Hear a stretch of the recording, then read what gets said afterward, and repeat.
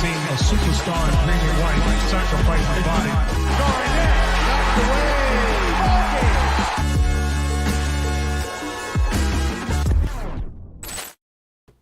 Welcome into another episode of First to the Floor. Ben Vallis here. Thank you for joining us. Hope you're doing well. Tonight, another edition of Celtics Face-Off, the first of this offseason. Plus, we've got the Schadenfreude report and a few spicy news tidbits to get to. Alongside me, it's one Wayne Spooney. Spooney, how you doing, sir? I'm all right, Ben. I helped my buddy move today. I'm just too old for that. Wow. Like carrying couches. I feel like I was in a fight. Brutal, man. But otherwise, Yeah, I'm that's great. tough. You're, and you're of course, a great friend, yeah. yeah, better friend than I am to most of mine. We've also got the winner of round one of our Celtics Trivia Bonanza. It's Jake Eisenberg. Jake, how you doing, sir? What up? Yeah, no, I stopped asking people to help me move because then I have like the excuse to say, no, I'm not helping you. I'll never ask you to help me move. Don't worry. So that's where I'm at with moving. I've had a bad back since I was like 10, so we're not doing that. It's also a great way to get out of things. Like, sorry, I'm moving that weekend. I can't come to your 2-year-old's birthday party. All right, now a couple of things. So we've got trivia. Tuesday night, round 2 of our Celtics Trivia Bonanza with Greg and Will from Green with Envy. And before we get to the meat of this podcast, Celtics Face-Off, we do have some news, starting with a new signing of the Celtics. The Celtics sign this guy, DJ Steward, I guess a real steward of the game, to compete for a third two-way spot there on the Celtics. And I guess it's a training camp deal. Spooney, this is a Duke guy. He played for Philly in the Summer League. As Spooney looks nervous as I throw to him first, but DJ Steward takes. What are your thoughts on this new gentleman that we've got on the team? So I would say, like, I don't watch a ton of college basketball, but I watch a decent amount. I feel like I missed DJ Steward existing. Bobby's Manning's tweet was the first time that DJ Steward was introduced to me, although I will say from what I can see it looks like he shot it well in college and he shot it really well in summer league. So scoring guard, and you just might as well take a shot on somebody who can shoot threes, right? They might have a role in the league. I don't really understand a third guard as a two-way spot though, which is kind of weird to me, but I don't think does he have it yet, or are they just bringing him in? No, he's competing for the third two-way slot. Yeah, so I'm shocked that Harry Giles has not got that slot yet. I'm wondering if he's like holding out for like a training camp invite that like has the potential to actually be a roster spot before he just accepts a situation where it will definitely be a two-way, because Tatum's just like the captain of the Harry Giles propaganda train every offseason, and the fact that it's not come through yet is very surprising. But yeah, look, I'm not going to pretend to have a lot of DJ Steward takes here. I'm also surprised that we're bringing in another 6'1" guard.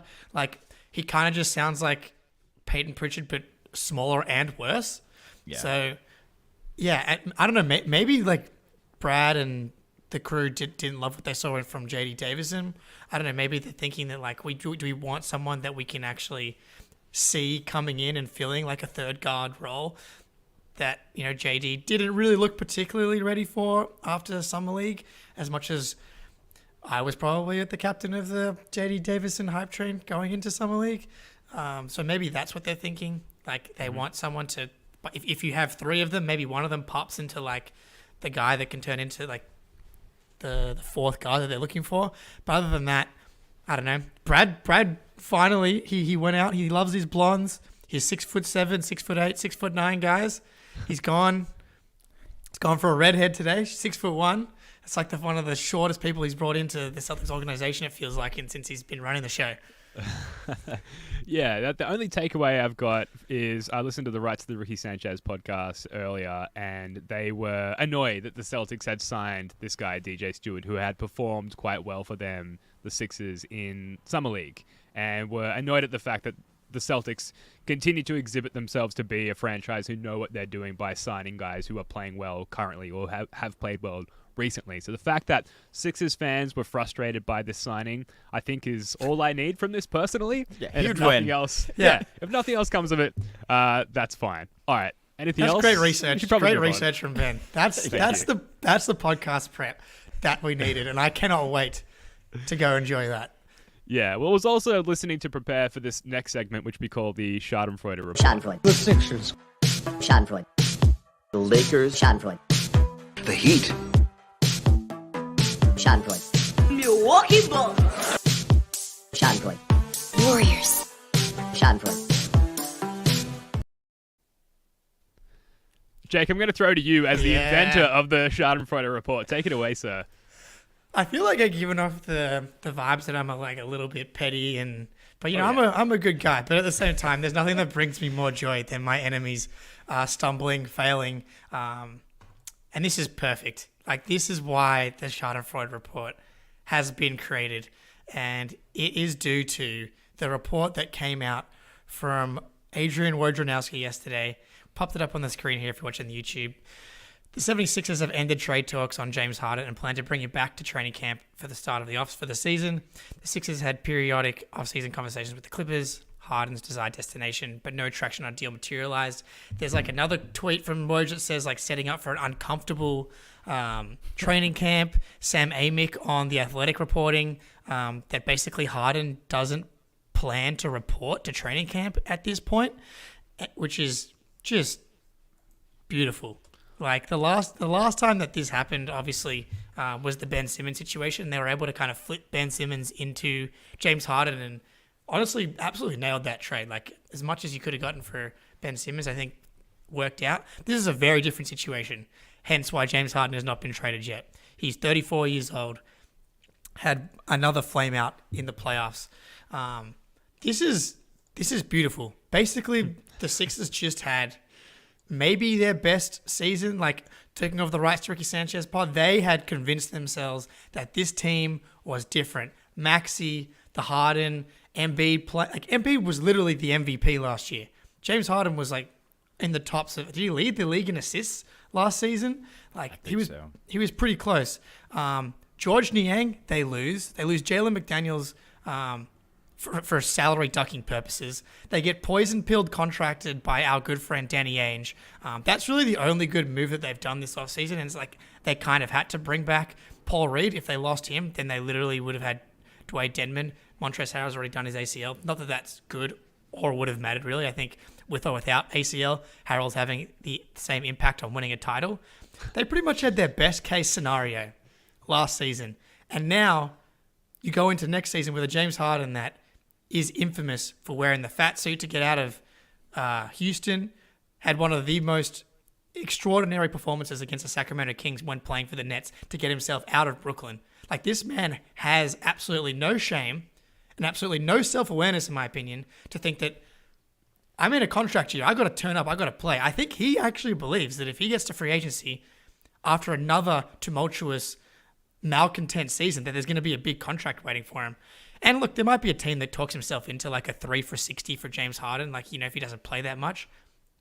But this is a disaster. Like, that was a best case for them last year. The best case for them next year is a thinner roster. George Niang, he was actually good in that Celtics series, low key.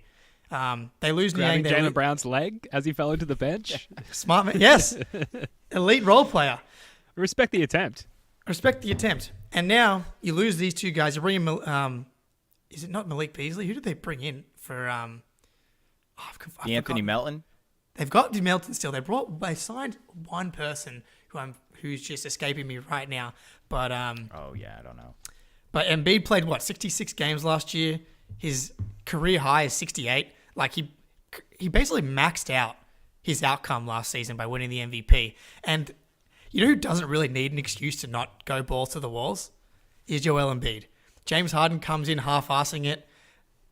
Joel Embiid might be feeling like he wants to half-ass it too a couple weeks into this season. So, best case scenario, James Harden buys in and they are just older and worse than last year. That's like the best case scenario. They're thinner and older. Worst case, they literally, this era is over and Embiid asked for a trade. This is one of my favorite Schadenfreude reports to date. What do you think, Spoonie? I mean, at some point, do you have to look in the mirror as Daryl Morey and just trade Joel Embiid? Like, where this is going, you just laid it out perfectly, Jake. Like, there is no upside to where this team is at right now. There is no way for them to improve. There's absolutely no chance they are going to trade James Harden and get better. So if they just keep him, they already hit the Celtics didn't even play particularly well for a few of those Sixers games. Like, that should not have gone 7. And they still lost. So you're going to have a worse version of the team that lost in the second round come back. Like, what is that accomplishing? I mean, do you just like blow it up and start over again? I think that like we're at the point where they have to seriously start having that discussion, because Embiid's only got a year or 2 left on his contract too. Like, he can go. Or it's one phone call from Joel Embiid saying, I want out. And then your whole world gets flipped over. You lose a bunch of leverage. And all of a sudden, you're left holding the bag and you're reprocessing. So, like, I think strike early on these superstar deals, in my opinion. Get the most max value and just, like, go a different direction, Sixers, because it's not worked. It's over. We ended it again. Yeah, that's what we do. They deserve everything they're getting. Like, the process it's an NBA war crime. It should have never been allowed to happen. Then when it did happen, they fired Sam Hinkie, the architect of the process, just further digging their own hole as far as like poor, like, front office team organization navigation. And now they find themselves here in this hole they've dug for themselves. It's fully deserved. From a Celtics fan perspective, obviously, you couldn't love anything more than this current situation. I do still think, like, as far as through the lens of the upcoming regular season, I would prefer Harden not on the team, because it is James Harden, and he is a threat on any given night. You know, we saw it in the playoffs, Game 1. He is a threat any given night to sink Game 4. Your team, sure. And, you know, as long as he's there, he's always a threat to shut us down on any given night. But just to see that kind of discombobulation from their franchise, it's great. I love nothing more as a Celtics fan than seeing the Sixers lose. And, like, losing in a time of the year where no basketball is being played. Like, we can't even reach out and grab basketball on either side of us. We're so far away from it. And they're just, like, copping huge L's when, like, all other teams are completely silent. It's great. I love it so much. It's like the only way for things to go bad is if you have a player playing in the World Cup and they get injured, and the Sixers are still finding a way to lose. Ben, I'll spin it for you, and why it's actually a good thing that James Harden stays is because maybe short term they get a worse deal and they're worse for this season, but he's a free agent. Like, sure. They could literally just lose him for nothing. They will most likely lose him for nothing if he stays. So if the Celtics could just, you know, outlast the Sixers again this season, which is very likely to me because they're probably better again. Jason Tatum on the up, Joel Embiid just probably capped out. And then I just think Daryl Morey has the hubris similar to James Harden and thinking that they both have the leverage when neither of them have the leverage. And Daryl Morey still believing that James Harden is that guy when he hasn't been that guy for like 2 years now. And believing that Joel Embiid's that guy when he is in fact not that guy.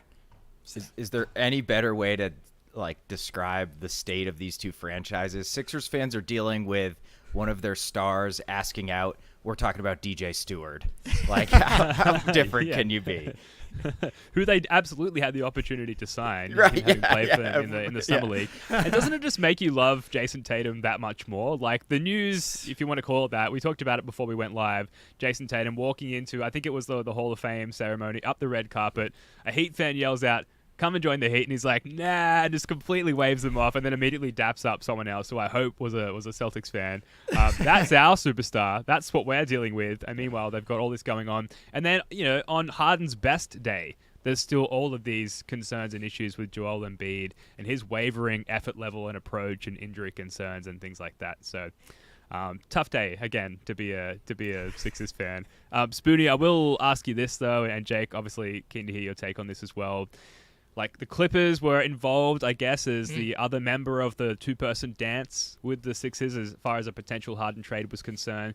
We recently in talks with them in trade negotiations that broke down involving Malcolm Brogdon. Does Brad try and swoop in here and now re-engage the Clippers in our own trade talks or reignite the Harden trade conversation, but including Malcolm Brogdon now that this is all sort of falling apart? I cannot envision Daryl Morey being willing to do a trade where we're included. I just don't think he'd be interested in that. I get kind of the impression from Brad that like we're basically done and we're not going to have any more big moves. I think he's comfortable with the team as is. But, I mean, Harden, for his faults, was really, really important for the Sixers last year. Like, he really was their offense in a lot of ways. He had a lot of the ball, and he got Joel Embiid into his spots, and it was the best season of Embiid's career. So, like, even if you find a trade with the Clippers, I struggle to see one that makes you markedly better. Maybe you break even with, like, Norm Powell and Covington, and you just get crazy switchable on defense or something, but I don't know, man. Like, are you scared of Norm Powell in a 7-game series? Well, maybe a little bit, but not really. He did put up 40 plus in one of those games with our Kawhi in the playoffs, but like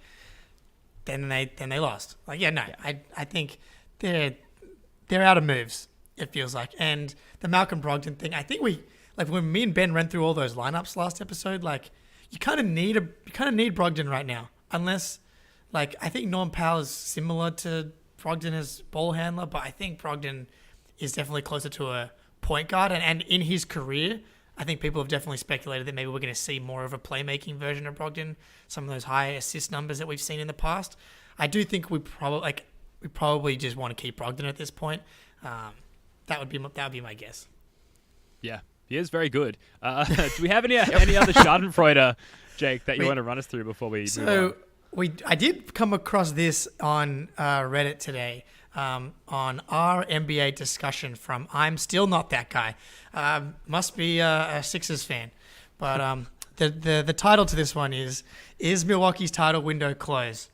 I'll say yes. Truth be told, it closed on April 20th, 2022.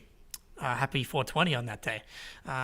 Issues that have plagued the Bucks for years. No wings, no backup point, no secondary shot creator, lack of athleticism are still things that need to be addressed but haven't been due to lack of cap space and trade assets. Only this time, they're a year older and less healthy.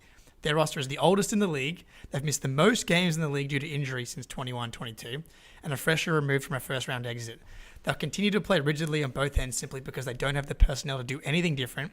They just haven't added any significant pieces on either end to warrant a revamp in play style. Their biggest acquisition was Malik Beasley and some no-name second-round picks in this year's draft.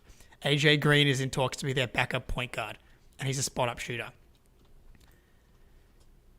I agree. I don't know. This like penciling the Bucks in, like them getting the benefit of the doubt as just like this clear-cut number one team in the East. I do not understand at all anyone like putting them there at this point. Like every year there's injuries where that helps the title team, but their run is so specifically fraudulent.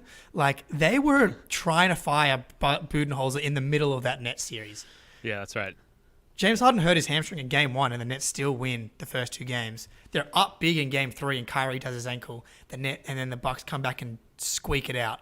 And they get the freaking Trae Young Hawks because the Sixers, again, were not those guys.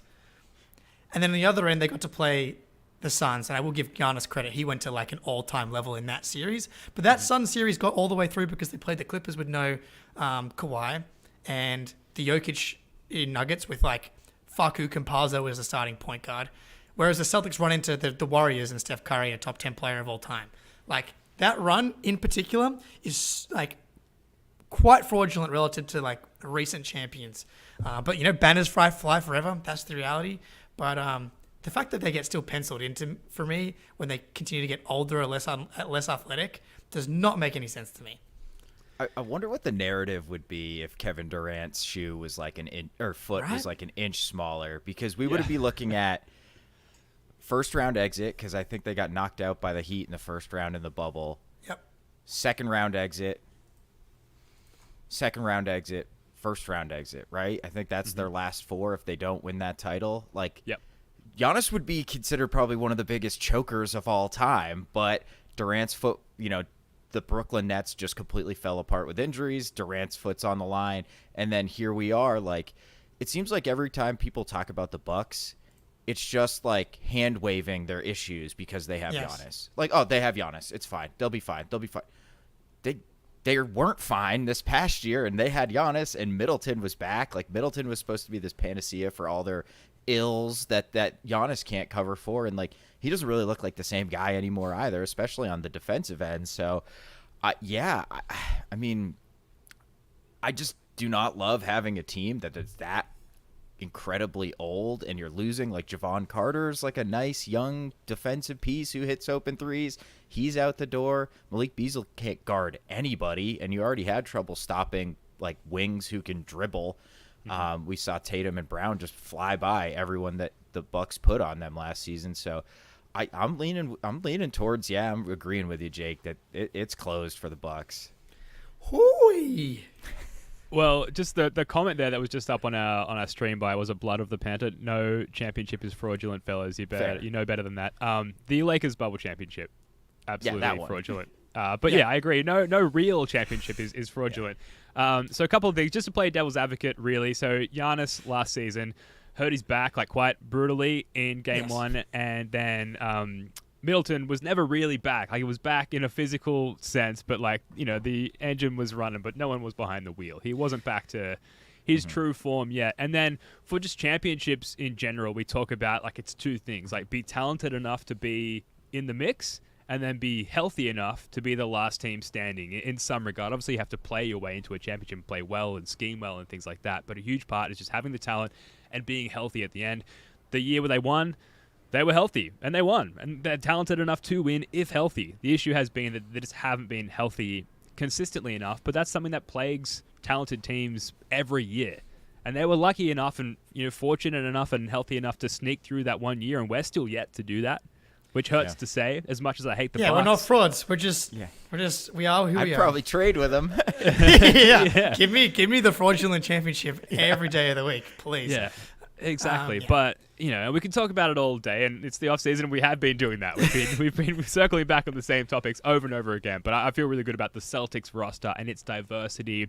And, like, if Zinger goes down, like, we're still kind of just the same team again, but without Marcus Smart, who proved themselves to be good in long stretches last year. So I think that we have more redundancies that that we can shine on through compared to teams like the Bucks, and that's what makes us a lot better than them. Hopefully, the depth is incomparable. Like we go 9 deep pretty comfortably with Pritchard being the 9th guy, and that's before we get to like O'Shea, Brissett, and Walsh. Blake and Cornette, obviously, all the big dogs. Obviously, Look, they still have Giannis, and look, if this is in the middle of the Schadenfreude report, maybe I'm like, look, they have Giannis, who is in the top tier of 3 players, in my opinion: Giannis, Jokic, and Steph Curry. And when you have one of those 3 guys, you have a chance to win a title, and your window is open. So I think maybe from that perspective, it's open just because of Giannis. You coach. Look, if you're a Bucks fan, you're like you're talking yourself right into it, right? But it's like, okay, are you gonna teach Brook Lopez how to switch? Are you gonna make Malik Beasley be able to guard big wings? Was the second surgery that Chris Middleton got in the off season, gonna make him better at defending than he was last year? Like, the reality is, when you get to the playoffs, you're like Budenholzer was scheming drop coverage only because he kind of had no choice. It's like, what are you going to do? Switch everything with Jay Crowder and Joe Ingles? No. Well, you can play Brook. They got to play Brook. He's like by far and away their like the second, third, or fourth best player. So it's like you take him off the court, and it's like Bobby Portis is your small ball 5 or switch lineup, and it's like, good luck with that, So the coach thing, you're 100% talking yourself into a revamp with play style, but like, I don't know what you're going to do. Also, am I crazy, but is the blueprint for defending Giannis in the playoffs not like just widely known at this point? Like, sag off, make him shoot, mid-range jumpers, collapse on him in the paint. Like, it's widely known at this point. And obviously he's an incredible dominant player, but I don't think he's unstoppable now, at least in terms of a playoff scheming perspective. No, and people like to talk about how the Celtics offense kind of crumbles, and we've talked about that as being like our number one issue to fix. The Bucks have been much worse in those moments. Like, their crunch time half-court offense has been a disaster through the entire Giannis era, except for that one run, and they have not been able to discover it. Like, the Celtics collapsed a couple of times against the Heat. The Bucks collapsed worst. At least the Celtics are willing to take shots. Giannis was just throwing the ball out of bounds into like the backcourt and stuff like that, being scared to get fouled. It was pretty wild. Yeah. All right, look, quick word from our sponsors, and then we're going to get to the meat of this podcast, Celtics Face-Off. The CLNS Media Network is powered by FanDuel. Sign up at FanDuel.com/Boston and get in on the action with $200 in bonus bets guaranteed. Ooh, yeah. Football season is about to kick off, and FanDuel is giving you the chance to win all season long because right now, when you bet on a Super Bowl winner, you can get bonus bets every time they win in the regular season. Just pick any team to win the Super Bowl, and you'll get bonus bets for every victory. You can use your bonus bets on spreads, player props, over-unders, and more. So visit FanDuel.com/Boston and start earning bonus bets with America's #1 sportsbook. That's FanDuel.com/Boston. Spoonie, Jake, like we've talked about this already as far as like how would you like take on that bet? Chiefs, Kansas City Chiefs seem to be the way to go as far as like pretty good odds. Last time I checked on FanDuel, plus 600 to win the whole thing, the Super Bowl, and also incredible odds throughout the regular season to get wins and amount bonus bets for the potential FanDuel user here. Have you guys wavered on that choice at all? Any other like options that you might choose? Spoonie, Jake, we've gotten your take on this. Yeah. Spoonie, have you got another team that you might think of there? I've got an incredible soft spot for the Cincinnati Bengals. Okay. I love Nice. Joe Burrow. They're a really good team. Like, they got a quarterback. I would only bet on a team with a quarterback, right? Like Yes. Kirk Cousins. I ain't betting on Kirk Cousins. But Burrow, he's done it. He's gotten him to the Super Bowl. He's right, like hitting his prime age. So I would check the Bengals odds out. You know, sprinkle a little on that. Don't mind the Bengals. They got a tough division. But do. I'm stick with the Chiefs or the Eagles because the NFC West is so bad. The NFC is so bad. I will give out. I've been diving into August is football month for me, and so NFC West Seahawks plus 300 to win the division would be something that I'm looking at. The Niners, Geno, Brock baby. Purdy, yeah, Geno time. I'm not sure I trust the Brock Purdy situation in San Francisco, so that would be my. I'll probably bring one every week at this point. That's where I'm at. So. Cool. All right. Well, we'll take your guys' word for it. I don't know what I'm talking about when it comes to American football. Me either. Talk to me about rugby league if you like. But anyway, thanks to our sponsor there, FanDuel, and thanks to CLNS. Spoonie, over to you to kick off the meat of this podcast, Celtics Face-Off. Okay, Celtics Face-Off is essentially a highly scientific analysis of very specific things, where we take two specific things and run it through our high-tech logarithms, and then we each choose which of those things we think is the best. Again, highly scientific. No lie. So it could be basically whatever we want. But Jake, I think, why don't you toss one out, and we'll go around the room, and you'll figure this out. All right, so my first Celtics face-off is Derek White floaters versus Jason Tatum's defensive rebounding. So, yeah, I tried to think of two things that I think that like two guys are underrated at in like kind of like random skills. We'll start with Derek White floaters. We all know it. We all love it when we see it. They're herky-jerky, absolutely no space, gets it up on the rim, and it just kind of rolls over. Derek White was 58 from 109 floaters last season. That's good for 53%. Now, in comparison, Steph Curry was 46% on floaters, Ja Morant was 43%, and Jalen Brunson was 52%, all of which had like more volume. Well, Ja and Brunson had more volume with over 300 attempts, and Steph only took 71. And then Trae Young's the gold standard at like 64% when it comes to floaters, as Celtics fans know pretty well from that Hawks series. He's elite at 64%. But Derek White to be ahead of Brunson, to be ahead of Ja, to be ahead of Steph, three players that come to mind when you think about having really good floaters and being able to impact in that like just out the restricted area range. So that's the Derek White floater. Jason Tatum defensive rebounding led the Celtics in rebounding across the board last season. In the playoffs, Jason Tatum was third out of all players in defensive rebounds per game, ahead of Gobert, Giannis, Looney, Embiid, Bam, Mobley, Ayton, Claxton, Sabonis, Zubac. All big men, all known for rebounding. The only two players ahead of him in defensive rebounds per game was Anthony Davis and Nikola Jokic. Wow. He's an elite rebounder, like elite defensive rebounder. And it's just like, one of the most underrated parts of his game because it adds to his overall defensive impact. So those are my two options: Derek White floaters, Jason Tatum defensive rebounding. Ben, I'll throw it to you. This is tough. Like, Derek White, 53% on floaters, but lower volume. But he's going to be in a much more prominent role this year, so that volume's going to go up. Does the percentage hold? And then with Tatum, I kind of, like, correct me if I'm wrong here. This is a little hot takey, but I feel like most of Tatum's defensive rebounds come quite easily. Like just in terms of who he's guarding, where he's positioned defensively, and like coaching wise, like they want Tatum to start things off in terms of kicking things out in transition. A little Westbrooky there, I guess. It's not like he's like battling down low and like sneakily holding shorts, like hiding it from the ref, and like really like strategically Dennis Rodman style rebounding. I don't know. Like, I don't want to take away. He's obviously a great rebounder, but like I think we can get by without that from Tatum. But next year, Derek White, starting point guard, less defensive attention on him, more focused on the Jays. We're going to need other scoring punches, and that floater going in at a regular clip, I think, is going to be more important for the Celtics. So I'm going to take Derek White's floater. Can I just counter that point before you go? Yeah, Speedy? I thought you might. Yeah. So this is specifically the playoffs, so not regular season. I think you're right. Okay. So I would argue how many of every player's rebounds are like relatively uncontested. Like how many of Jokic's defensive rebounds are relatively uncontested. Like if that's your job, that kind of is. I think part of the reason why the Celtics crater while he goes off the court in the playoffs is because they're missing that, and fucking PJ Tucker comes in and gets offensive rebounds. Good point. It's a hard choice. It's a hard choice. There's almost no right answer.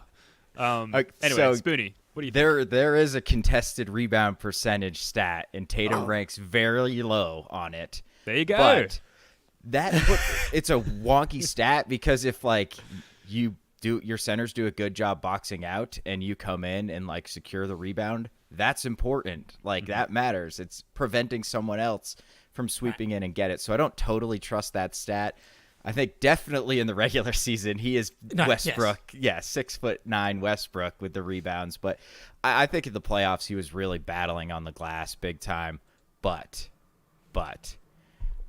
being up there with the Currys and the Jaws and the Brunsons and efficiency on floaters, that's going to be an incredibly important shot for him because White, if there's a weakness in his game, it just doesn't quite have like the athletic pop to get all the way to the rim super often. So that floater is going to be huge for him. So I think I got to agree with you, Ben. I think it's got to be D. White's floater, but it's close. It's real close. I think that's the right answer. Yeah. But I'm Tatum rebound pilled at this point after this offseason. Yeah, so, I get that.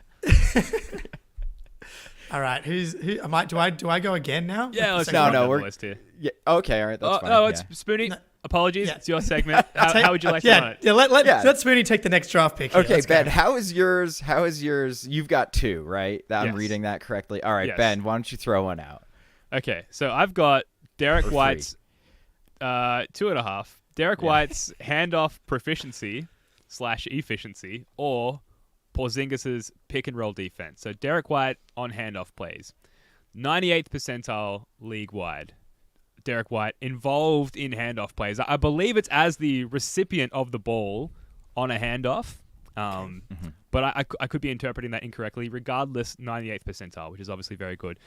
59% score frequency on those plays. So we're scoring on those plays almost 60% of the time, which is huge. Obviously ranks very highly with an 81.7 effective field goal possession on Derek White handoffs. Elite. So that's one. Or Kristaps Porzingis' pick and roll defense, ranking in the 85th percentile. Opposition teams, opponents, if you will, only a 34.5% score frequency on plays where Kristaps Porzingis is defending the roll man and shooting just 38% effective field goal percentage on those plays defended by Kristaps Porzingis defending pick and roll. So both hugely effective on opposite ends of the court, both high in terms of necessity rankings for the Celtics' success going into next season. I'm kind of undecided, and I'm going to listen to you guys' thoughts on these, and hopefully that'll influence my decision. Spoonie, we'll go to you first. Sure. What are you facing off in favor of here? Okay, so I think handoffs are kind of important. Obviously, it's an important skill, but it's also just kind of like the cousin of the pick and roll. And I think if he was that ridiculously efficient on pick and roll possessions, I would think that would be an easy one. But like handoffs usually flow into other stuff. They're not often a way to get the guy receiving the handoff a shot immediately. They can be, but that's not their primary goal. Defending the pick and roll is something you have to do on basically every single defensive possession, right? And if you are elite at defending the pick and roll, that's incredibly, incredibly valuable. So I got to go KP pick and roll defense.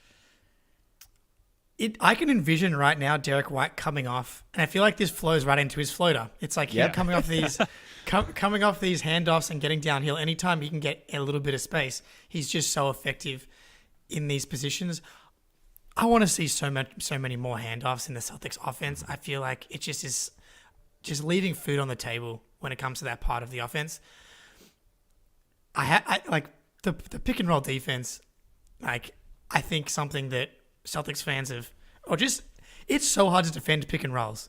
Like, the NBA is getting so good at it. Like the Hawks series, like trying to defend, the Embiid Harden pick and roll. It's just so difficult. And if you can have a guy that's elite at it, and NBA University posted this today, which I just pulled up. This is like 2023 rim protectors. The lower you are, the better you are percentage wise. And Porzingis is kind of like right in them, like towards the bottom with like Brook Lopez and Jaren Jackson, and that's exactly where you want him to be. So I think I have to go with Porzingis' pick and roll defense just because of how important it is in today's NBA, and something that like has been an issue for the Celtics in both of the last playoff runs. At times, like it's just always going to be a problem at times because the NBA's gotten these guys are so good at running these. But yeah, exactly. So if you can have a guy that's elite at it, that's going to be so valuable. I think I agree. Yeah, and Al got killed defending a drop so many times in the playoffs. So to bring in someone who is just like, statistically so much better than him in those positions is very exciting. So I agree. Porzingis' pick and roll defense. Okay. Jake, are we over to you? Spoony, we're over to you. Spoony, geez, man. Spoony can't. It's his segment. He can't get a shot here. I can't help myself. Sorry, shut up. No, it's all good, dude. All right, so I've got head-to-head one skill. Derek White versus Malcolm Brogdon in playmaking. Now, hear me out.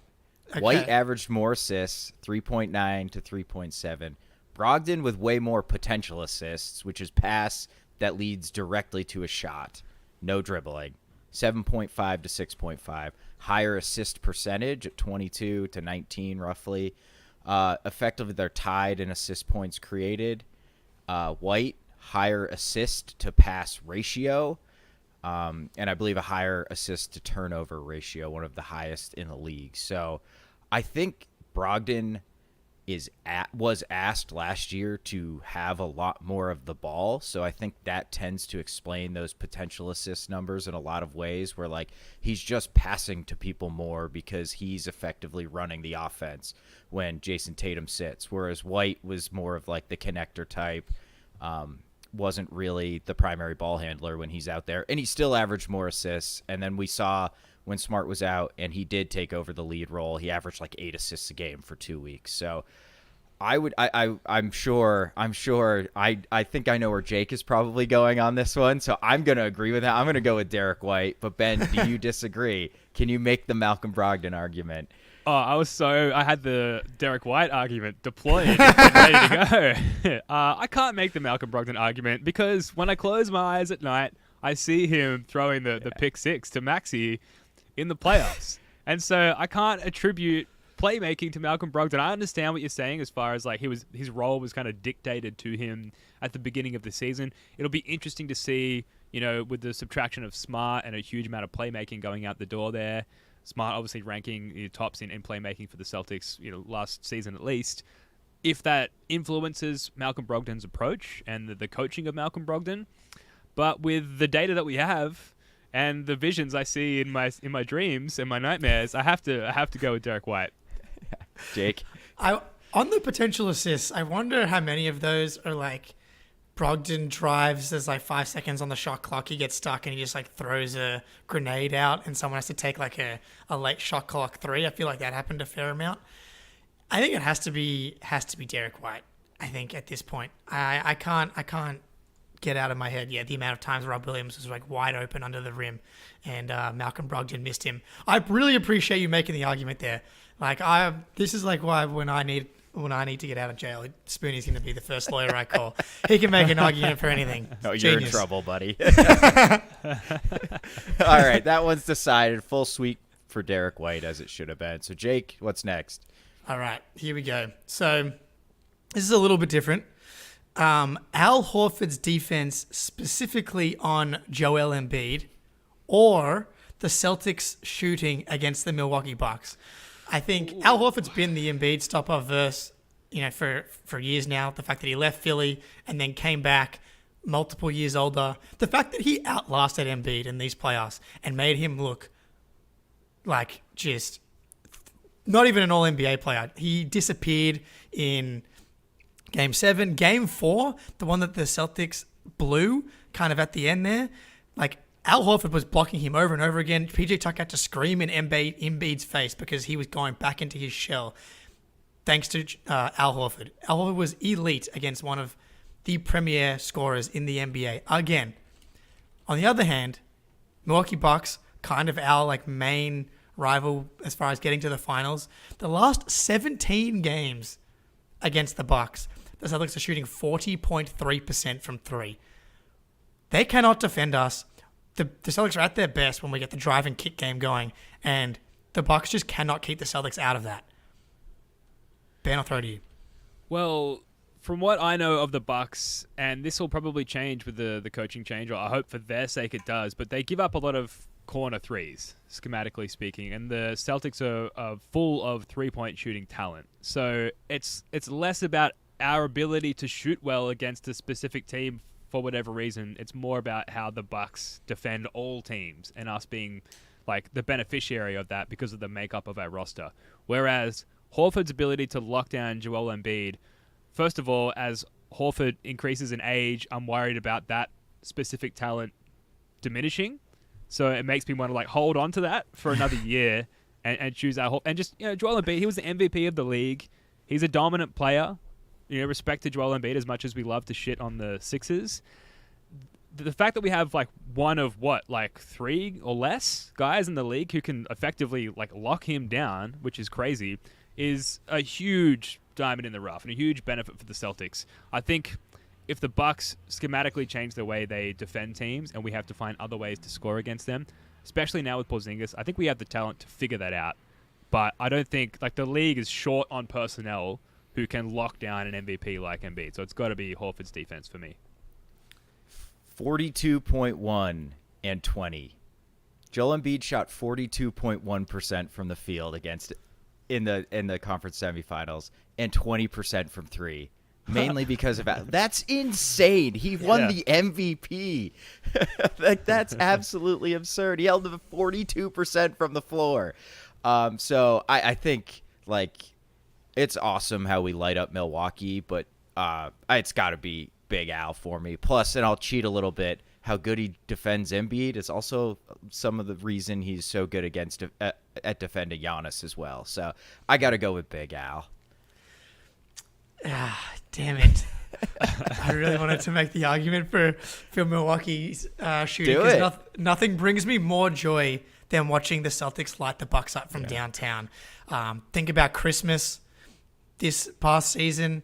Obviously, the game we won by like 40 points going into kind of the last few weeks of the season where everyone's like, the Celtics going to get the 1 seed. It's Celtics and Bucks at the top. Celtics slam that door closed.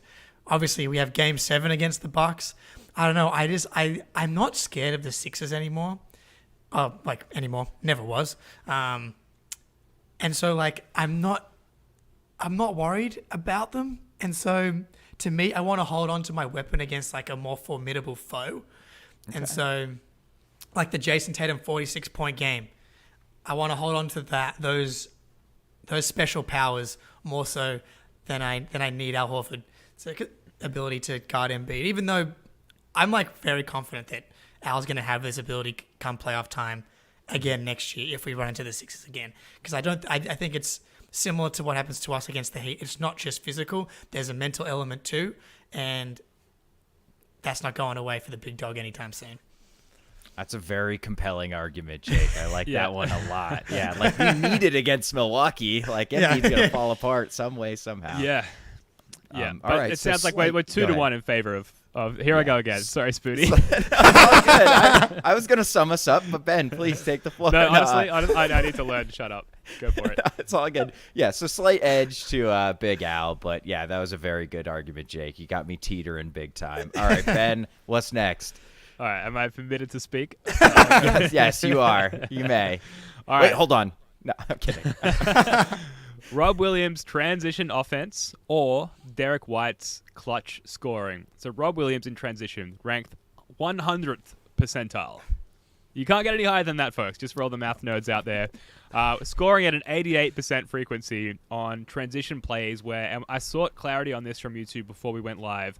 Rob Williams' transition offense, as far as like NBA stats and synergy is concerned, he has to be the play finisher for it to be aggregated in these rankings. So 100th percentile, 88% score frequency, 100% effective field goal percentage. Which, like, if you think about the way that Rob Williams finishes plays in transition, like you can picture it. This is dunks, 100% all day, every day. So very high efficiency on that particular form of offense for the Celtics, and therefore very important. Or Derek White's clutch scoring, which in the clutch, which is I think within 5 minutes and the score within 5-ish, a +10 net rating, 56.5% from 3 in clutch, and a 72% effective field goal percentage. So just like incredibly impactful in clutch moments. So those two, I don't know, very important for the Celtics. I find it difficult to think of which one I would do away with. Spoonie, what do you think?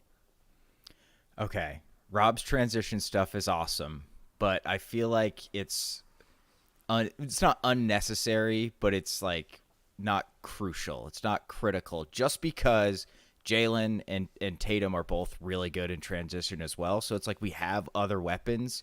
We're terrible in the clutch. We're absolutely. I'm shocked Derek White's net rating is +10 in the clutch because I feel like everybody else's must be negative. So I think just from that sheer fact of like, we need people to be good in the clutch so very badly. Whereas like transition wise, like, well, if Rob's not out there, you can give it to Jaylen Brown, who's an absolute menace in transition. So I would take D White. D White's going to sweep every single one he's in, isn't he? But I'll take a D White's clutch scoring. Yeah. But this has kind of been the story of the offseason, I feel like, has been, okay, we're giving the keys to Derek White here. And the more that we dive into a lot of this stuff, it's like, why was Derek White playing 28 minutes a game when he was kind of playing like a borderline all-star for the entire season and throughout the playoffs? Well, there was some sketchy moments for Derek White in the playoffs as well, but for the most part, he was elite all season long. And the more we look into stuff like this, it's like, well, our clutch scoring is an issue. Well, let's get rid of the guy that sometimes ends up taking the last shot because everybody shaded away from him, and make sure the guy that is shooting 50% from 3 is playing instead. So yeah, I will say though, Ben, like this transition stat from Rob, we were talking about the pace lineup last episode with like Pritchard and Jalen and O'Shea and I forget who else was in there, but we were kind of tossing up whether it would be Rob or Porzingis because, Rob's obviously getting up and down the court the fastest of all the big men, but Porzingis has the trailer threes. This kind of speaks to like Rob's ability to like juice the pace that we play with, and I think that he brings that. One of the Celtics, weaknesses or deficiencies is that when they do play slow, and that could also fix the clutch scoring as well. It's like, can we get into transition sometime outside of the first 3 quarters, because that would be beautiful, because I think that's a big part of the clutch scoring as well. But I think you just got to go with, like, these numbers are insane. Yeah, they both are really. 100% us for nuts too. Yeah. D White. Ben? Yep. Yeah. All right. I figured. All right. I'll move us on. Okay. So kind of a weird one because they're very different players, but Sam Hauser and versus Al Horford in perimeter defense. So I sometimes NBA.com's point per possession defensive numbers are a little wonky, but Hauser 54th percentile in points per possession in ISO, so pretty damn good, like above average or slightly above average defending isolations. Horford 39th percentile. Again, these are a little wonky. I think they both have some intangible aspects about their perimeter defense in that Horford's a center and he allows you to switch. Just being slightly below average in defending isolations as a center is incredibly valuable. And Hauser has, as we've deemed it, the house trap, where he just completely undermines people's offenses because they can't help but attack them. So, Ben, I'll throw it to you first. Who you got? I think I gotta go. I think I gotta go Hauser. I'm a huge fan of the house trap, and just his role in this upcoming season. Like, we've yet to see any sort of indication that we're pursuing any sort of defensive wing, and therefore we kind of need Hauser to possess some form of perimeter defense.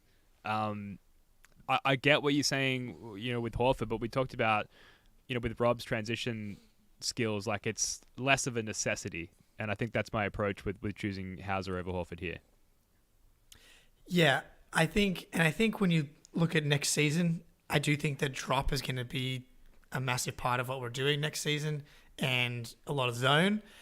So I don't think we're going to need Al to do as much isolation. But that being said, give me Hauser's isolation scoring, because nothing makes me happier than watching like Aaron Holiday get Sam Hauser on a switch and think like, oh yeah, it's Aaron Holiday time. It is in fact not Aaron Holiday time. Or Tyler Hero is a good example of what's like these kind of like below tier 1 scorers in the league, and thinking they've got the white boy on the other side that they can take advantage of, and he's held up remarkably well. So give me Hauser, and I think that the Celtics staff believes that he can hold up too. Yeah, I think so too. This is actually a pretty big drop off for Horford, who is well above average in isolation the last couple of years. So I think, Jake, you said it, we're going to be changing how we play defense, and I think Al's kind of lost half a step, sliding his feet out on the perimeter, and that, with including Porzingis, is big reasons why we're heading that direction. So yeah, I gotta go with Hauser, which is like this time last year, I never thought we'd be praising Hauser's defense as much as we have, but he was legitimately average, which is fantastic for him. Great. So yeah, big sweep for Sammy Hauser. Looks like Ben, you're next up, right? Jake, you just had the two. Yeah. I just had the two. So Ben, you're on the clock. This is like point one of a whole take here. So I'm a big dimensions guy, huge on the dimensions here on this podcast.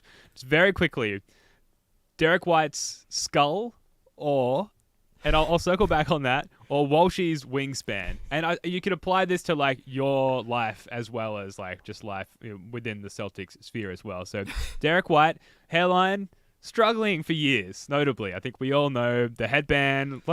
Headband was doing a lot of work there. He finally came home, shaved it back, unveiling really the perfectly shaped skull, Michael Jordan-esque. Yeah. And why didn't you unveil that years ago? It looks great. And we saw him at Hauser's wedding. Fantastic, with the suit there, the skull on display, and its beautiful sort of spherical shape.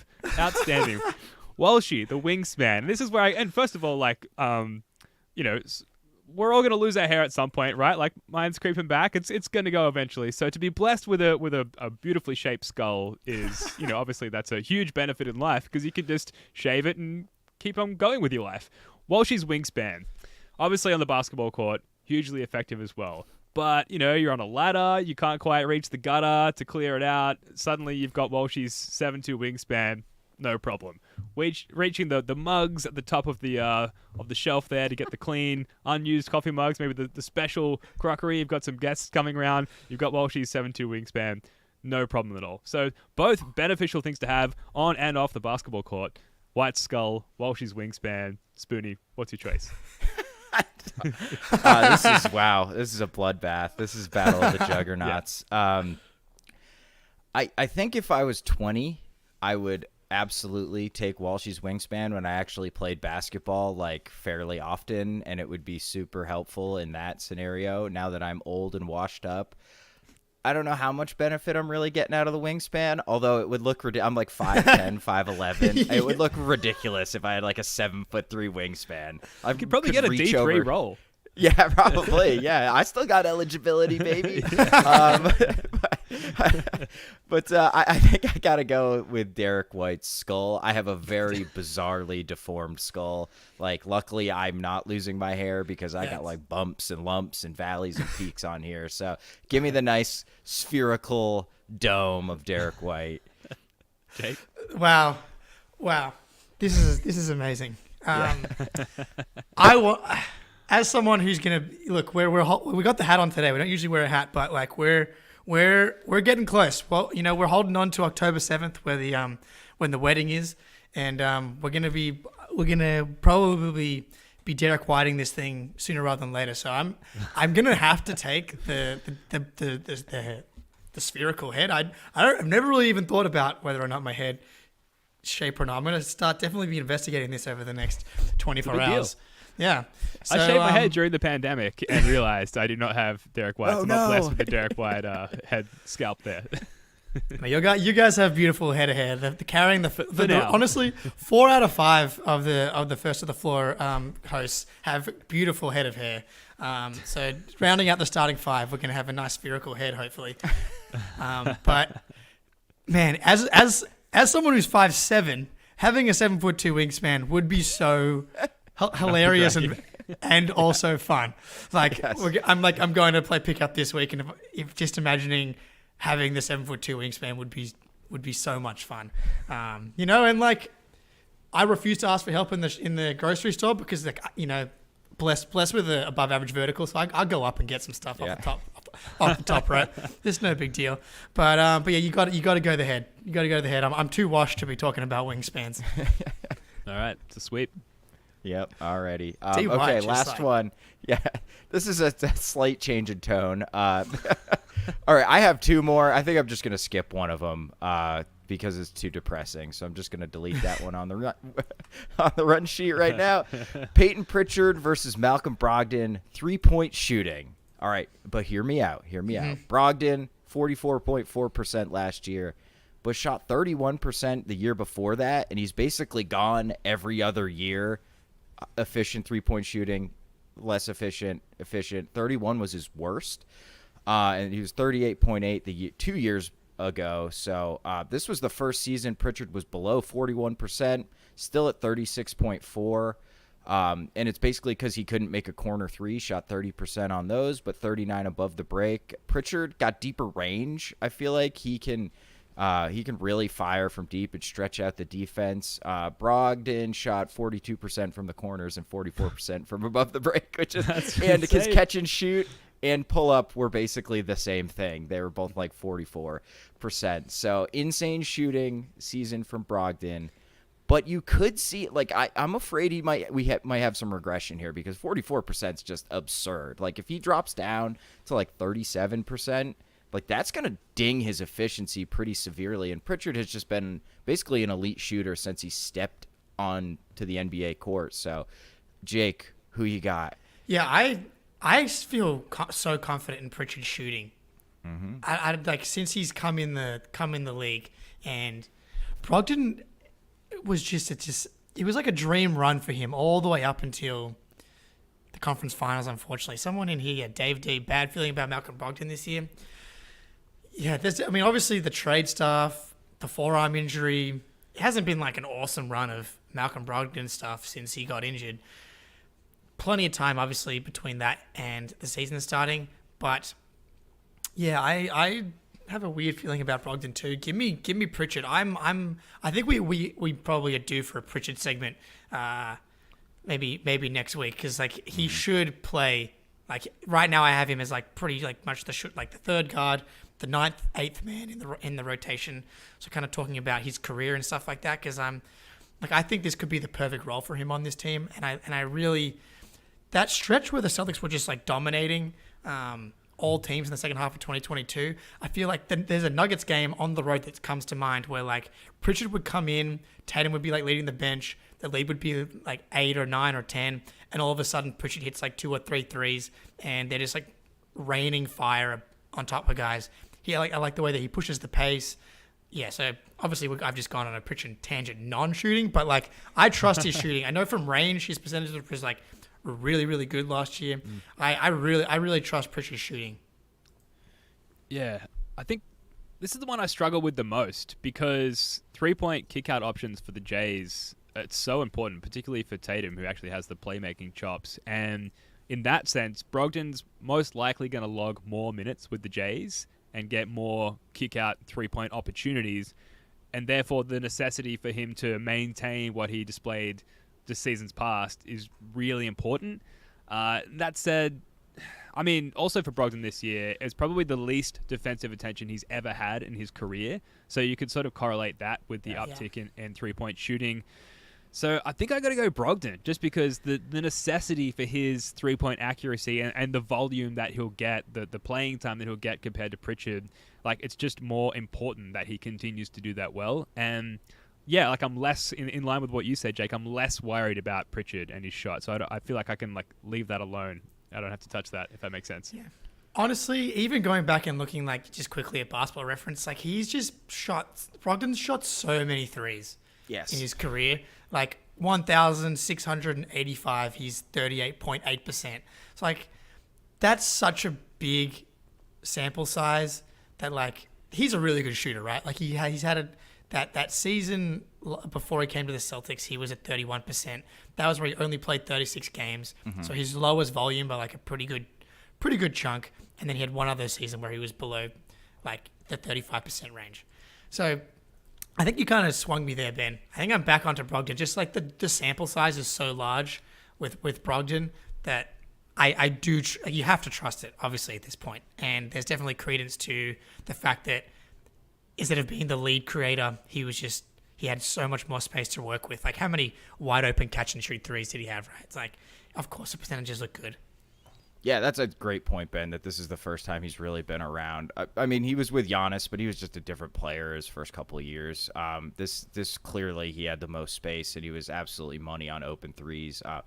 But even if he drops down to like 39%, like I expect Pritchard to be over 40% next year. You know what I mean? Like Pritchard is an elite 3-point shooter. That's probably the only thing he's elite at, but it's a pretty important one. So I agree that I think this is a really hard one. But I think importance-wise, it's absolutely Malcolm Brogdon's 3-point shooting, and I anticipate he'll have a higher volume and a very comparable percentage. So I would probably go with Brogdon as well.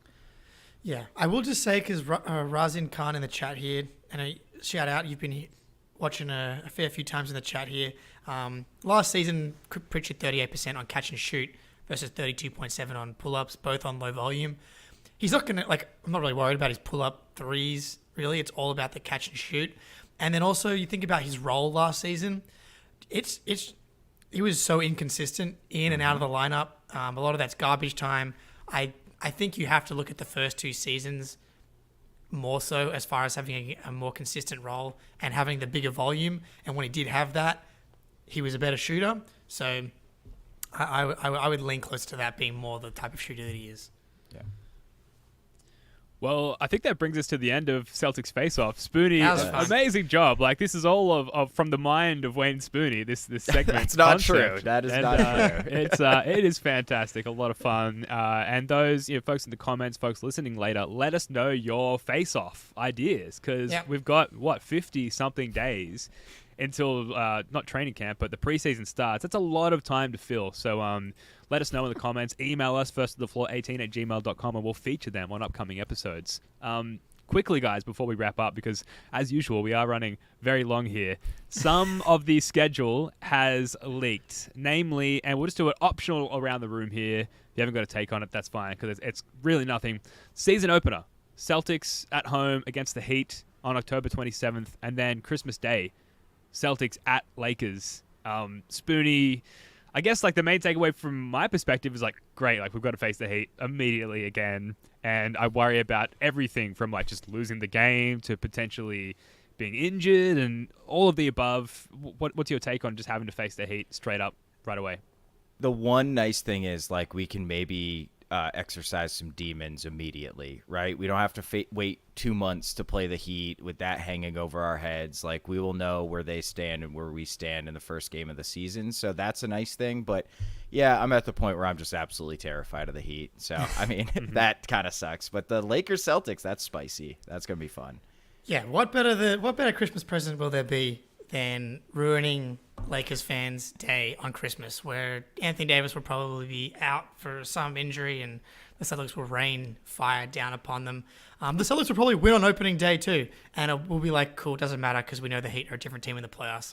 It's like, that's Not me. Yep. I mean, the monkey's off our back. The curse has been broken. We're winning over. the championship. Yeah, basically the same Who as knows? opening night last week.